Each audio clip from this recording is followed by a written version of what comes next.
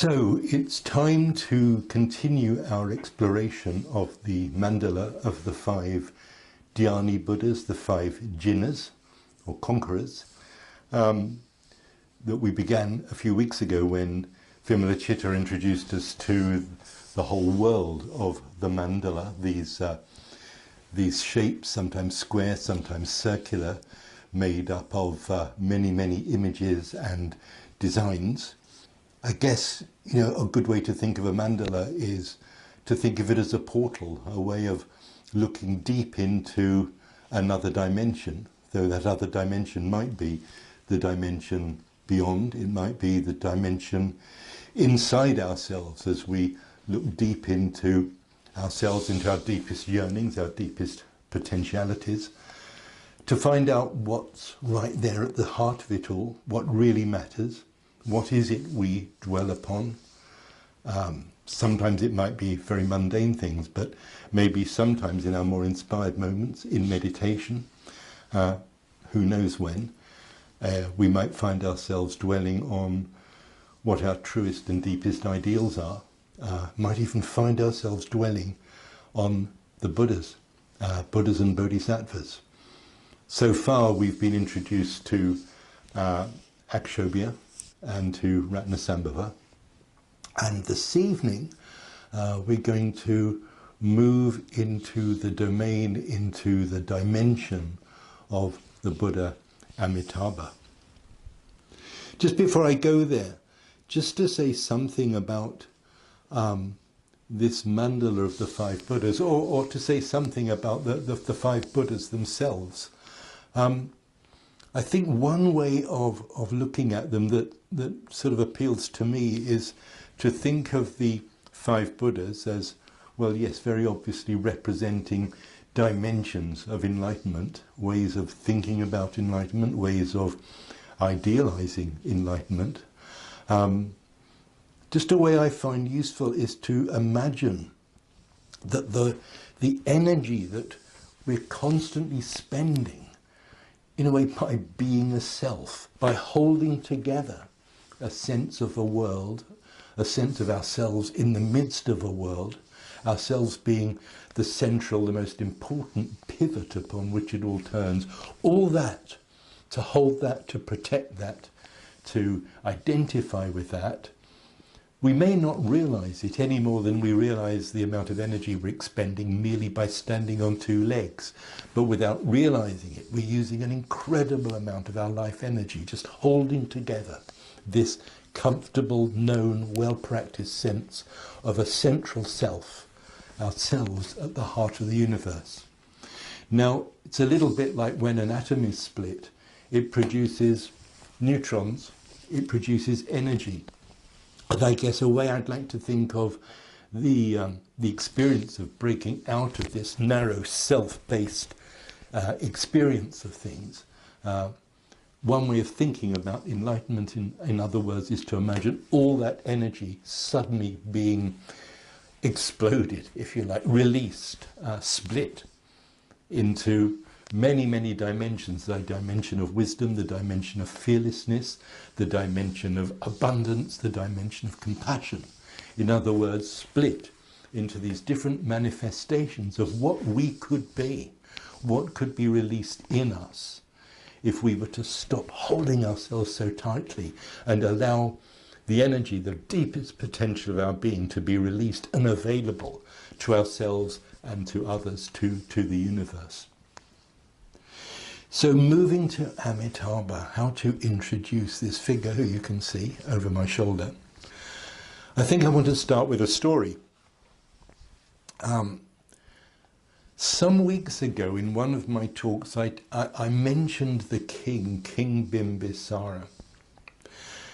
Now Bimbisara was a king of one of the biggest empires of the Buddha's time. And the story goes that before the Buddha was enlightened, when he was just the Prince Siddhartha, on his journey from here to there, begging, meditating, he walked through the marketplace of King Bimbisara's capital city. And from the roof of his palace, Bimbisara saw Siddhartha walking through the marketplace, and there was something about this young man that really impressed him deeply.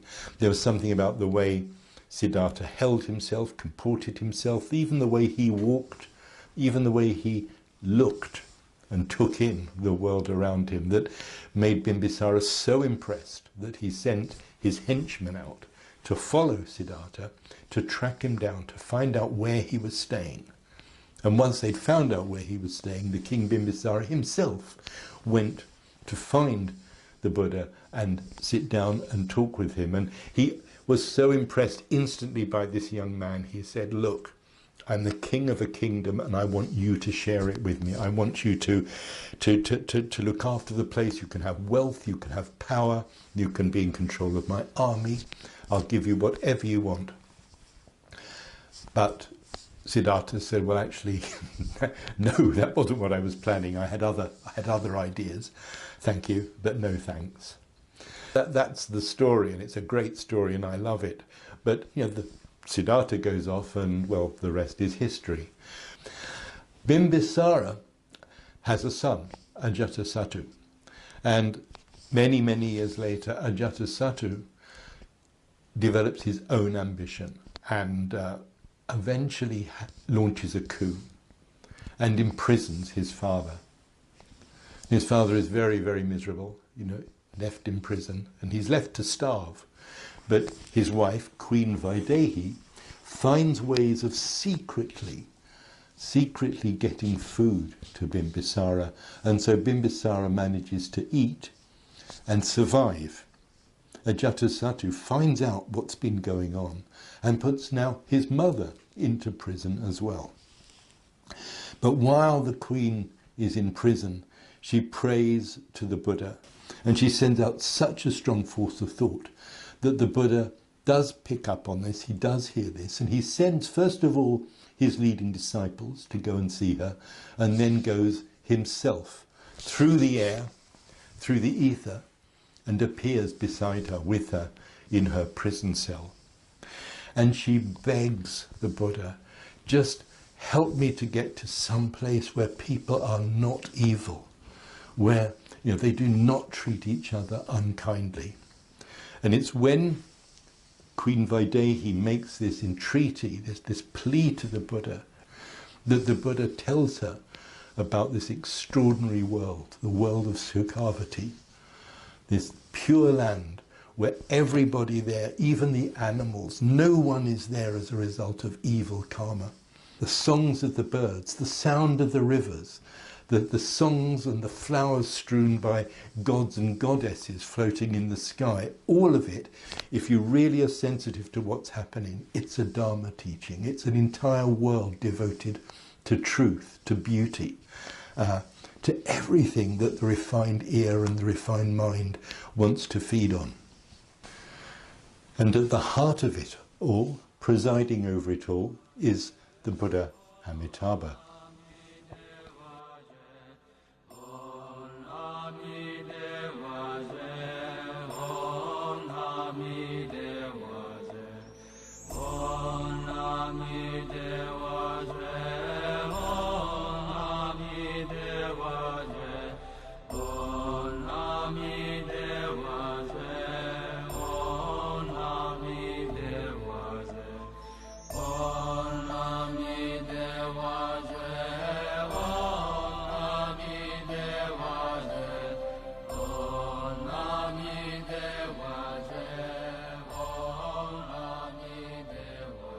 So the Buddha Amitabha, maybe the first thing to say about him is that he is red in colour, red like a ruby, red like the sunset. In fact, it's suggested that the best way to think of Amitabha, to visualize Amitabha, is to think of him as being composed of light. His body is made of light, a deep, rich, ruby red light, but with the quality of the sunset, the quality of fire, the quality of warmth, of heat. There's also an association between Amitabha and water. And so one way to visualize Amitabha, quite a common way of visualizing Amitabha is to visualize him as being almost composed of or resting in the sunset. And of course, sunset has this idea, particularly in a hot country, of the end of the day, the end of the day's work, the end of the day's cares. It's a time for being quiet. It's a time for meditation. And that's why Amitabha is seen very simply in meditation posture. His hands are not forming any kind of mudra of fearlessness or of generosity or teaching. His hands are just resting in his lap in meditation.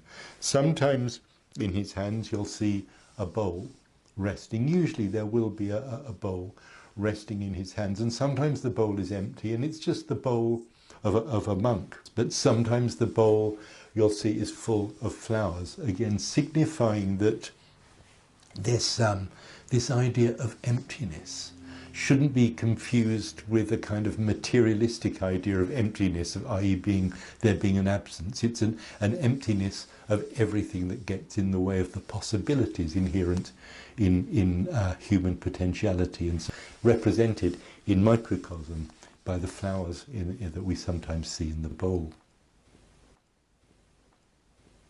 Amitabha is red in colour, and he's often portrayed seated on a red lotus. Now, as well as being associated with the sunset and the west and the end of the day and so on, red is a colour very much associated with feelings, with emotion, with passion, even with craving. But it's as if all that quality, all that potential of emotion has been transformed into something more refined, more sublimed. It's a desire to connect, a desire to really see, to really connect and to attract. His consort, who you sometimes see with him, or either locked in a sexual embrace with him, or just accompanying him, is Pandaravasini, who also represents sublimely refined fire, the heat of connection, the heat of relationship, if you like, the heat of desire for mundane things transformed into the desire for spiritual fulfillment, where in a way the only kind of fulfillment that really is, if you like, deeply satisfying, deeply permanent, is the fulfillment of letting go of craving and being, at rest, at dynamic rest in the sort of the qualities of enlightenment, the peace of enlightenment, the knowledge of enlightenment, all the qualities that we're talking about and learning about as we traverse this world, this realm. Now, there are various reasons why it's suggested that his throne is resting on peacocks and that he's accompanied by peacocks. Although they're very beautiful, they have a very penetrating and piercing cry, almost like a scream. And it's sometimes said that this is a kind of comment on Amitabha's love of truth, of real connection, real communication, of really seeing to the heart of what's going on in an exchange. His wrathful form is Herika, who is also associated with truth, or the demand for truth in an almost wrathful way. And living through the times that we've lived through in recent years, you can imagine that sometimes the need for truth and the love for truth needs to be manifested in a wrathful, forceful way. It might not always be enough just to be nice. Sometimes the truth needs to be demanded very, very powerfully. Now, all the Buddhas have a particular speciality. They have their particular wisdoms. Now, Amitabha's specific wisdom is associated with the if you like, the fundamental, almost neurological patterning of perception, of seeing, of really seeing things distinctly. This, of course, is another reason for the association between Amitabha and the peacock. his particular wisdom, his particular quality is to see that, yes, all beings are marked by the same quality of emptiness. In other words, we're all just kind of manifestations of our conditioning. You could say that true individuality is something very, very rare indeed. Most of us are very much walking embodiments of our cultural, our religious, our social, and so on, conditioning. And in a sense, there's, we don't stand alone. We're empty of what Buddhists call self-nature. We're just highly conditioned and empty of the sort of marks and characteristics that would make us really stand out and be, unique. And yet, for all that, even if you, me, everyone around us, in a way is largely following the same dreams, living the same kind of trajectory from birth to death, reacting to experience, seeing things in pretty much the same way, wanting things in pretty much the same way, give or take. What Amitabha sees is that each of us, for all that, is experiencing it as our journey. Each of us is making our own, if you like, very vulnerable, very fragile, really rather poignant journey from birth to death. In our hearts, we are unique. In our own journey, in relation to what our own experience of life is. We are making our own completely unique journey, in a way alone at birth, alone at death. And it's as if Amitabha sees that and really sees through to the uniqueness of each of us. And in a way he characterizes that kind of wisdom that, perhaps we sometimes meet in people when we feel that someone has really seen us. Someone has really known us. And it could be somebody we've known a long time. It could be someone we're in a very close friendship with or a very close relationship with. It could be that. It could just be a stranger you meet. You just have a moment of kind of mutual or maybe just one-way transparency, that sense of really being seen, of really being known, maybe even in your deepest depths. And so often the experience is characterized by this sense of being seen, of being really seen in a way that no one has seen you before, so much so that you yourself are put in touch with qualities that you didn't even know you had, because that person saw them. And even if they didn't say anything, somehow in being seen and knowing you've been seen, for better and worse, something has become conscious in you that wasn't conscious before. And I think this is the quality of Amitabha. This is the wisdom that Amitabha, or the Amitabha force, brings into the world, brings into our doings and our dealings in the world, into our relationships. This quality of being seen, of being known. I can remember being introduced to a Tibetan geshe. He was just visiting one of our centres, and there was this little reception for us, and one by one, those of us who were ordained were sort of invited into this room, and Sangharakshit, who was sitting with Geshe Rabdan, just said, this is so-and-so, this is so-and-so. And I came in and he said, and this is Nagabodhi. And Geshe Rabdan just looked at me and went, huh? And I had this extraordinary feeling of being hit on the underside of my feet by the planet Earth. Just a sense of having landed, just in the way he looked at me. This is the wisdom of Amitabha, and in a way this is why Amitabha is connected, associated with connection, with relationship, with magnetizing. There is something about being seen in that way by this steady gaze of this compassionate figure, Amitabha, who represents the coolness at the end of the day, the calm of meditation.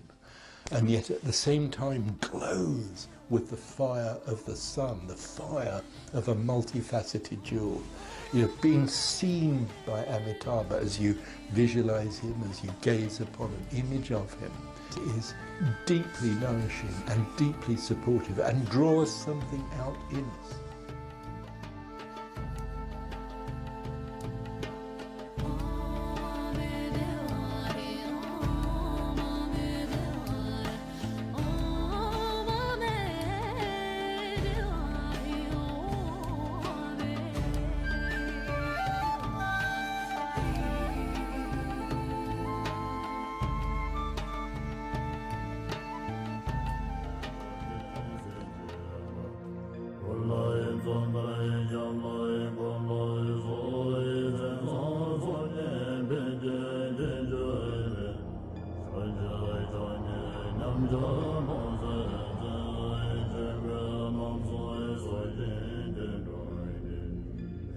Now, it would be odd to talk about Amitabha without mentioning the Pure Land school. Let's go back to Queen Vaidehi.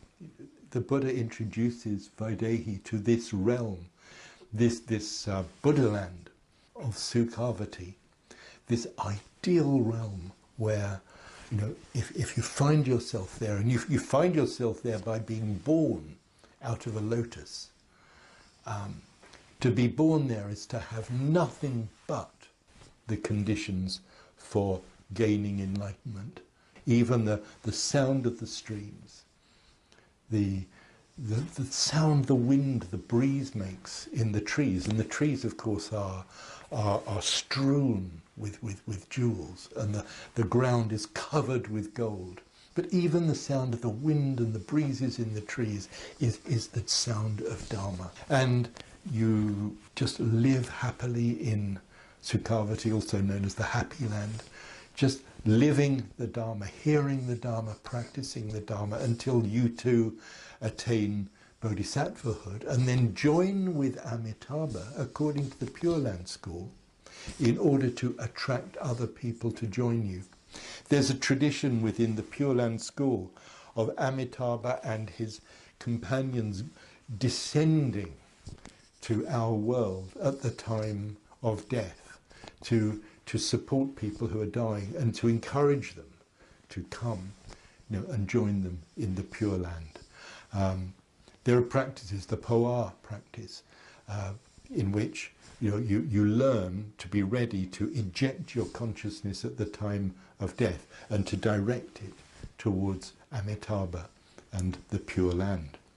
The origin of the Pure Land school lies in one of three scriptures, which go right back, to a very, very long time. Not that long after the Buddha's death. Just a few hundred years. This isn't something that developed much later. It developed and became more fully developed over time. But it was there in seed, very, very early on.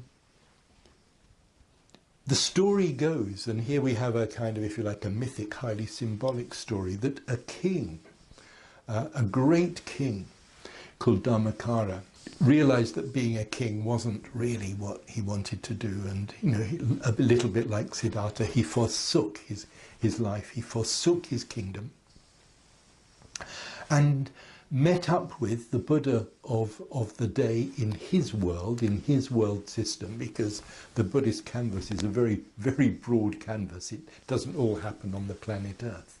But in his world system, in his country, the King Dharmakara met the Buddha Lokeshvara and said, I just want to practice, I want to gain enlightenment. And when talking to the Buddha Lokeshvara, he made a series of vows, 48 vows in all. All of these vows were, if I gain enlightenment, then I will do this. If I gain enlightenment, I will have that. If I gain enlightenment, I will have this kind of Pure Land. I will create this kind of Buddha realm, and so on and so on. And one of his vows was that if I gain enlightenment, then anyone who recites my name even 10 times will join me in my pure land. And lifetime after lifetime went by, and this king, Dharmakara, did gain enlightenment as the Buddha Amitabha. So there he is. Far, far away in the western region is this pure land of Sukhavati, presided over by the Buddha Amitabha, with his unceasing light, the unceasing life of his promise, of his vow, available to anyone who has faith in his vow.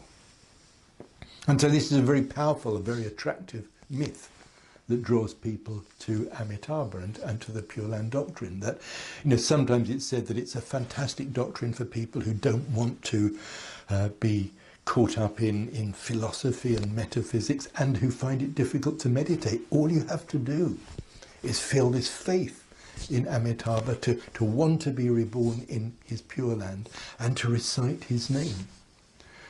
And so, whether in Tibet or in India, which is where it began, this cult, this school, or in Japan or in China, Pure Land Buddhism is very much engaged with mantras and various chants, chanting the name of Amitabha.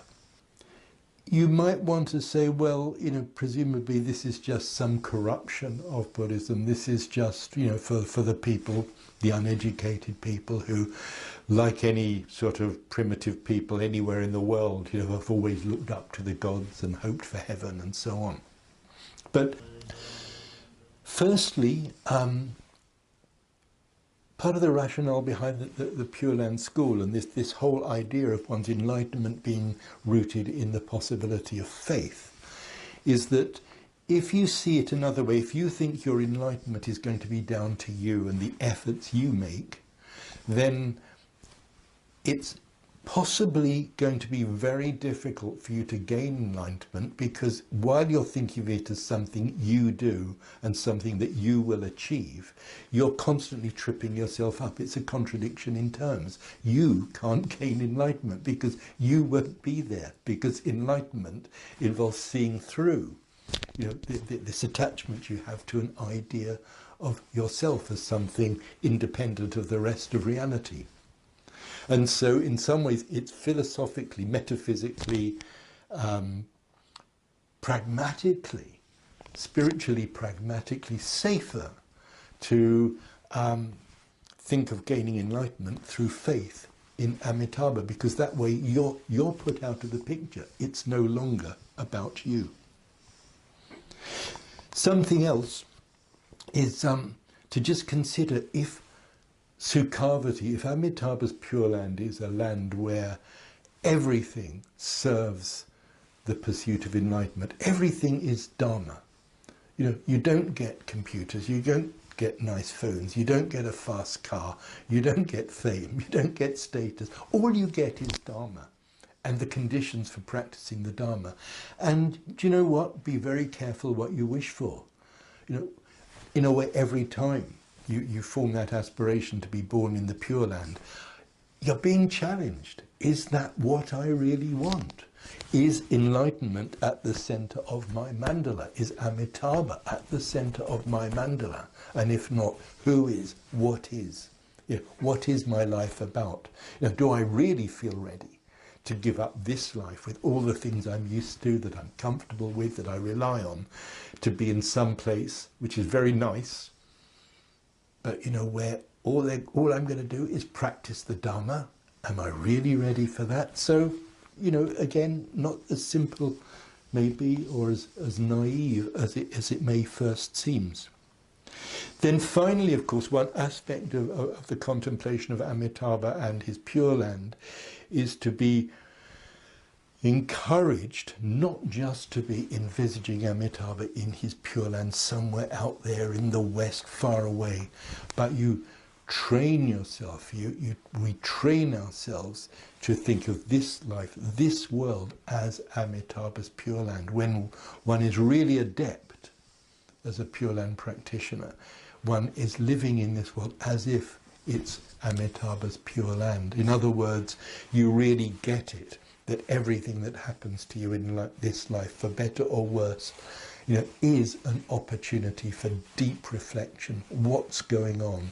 In what way am I living with this, reacting to this, depending on this? What happens when it's taken away from me? It may not be as pretty as jewel trees being wafted by gentle breezes with the sound of the Dharma, but it may be just as effective to meet some crisis in our ordinary earthly life and realize that here's an opportunity to really see the fragility of life, the fragility of my sense of what my life was about, of what I am, and so on. So, if at first sight, some of the imagery, some of the sounds of Eastern Amitabha Buddhism, might be, there's actually a lot of challenge and an awful lot of depth in that world. So maybe for now that's enough to be said about Amitabha. I've not been looking at a watch while I've been doing this, but I'll no doubt find out how long it is when I look at one now. But I hope that's been a helpful introduction to Amitabha. I'm just going to leave you with some images and some sounds. Thanks for listening.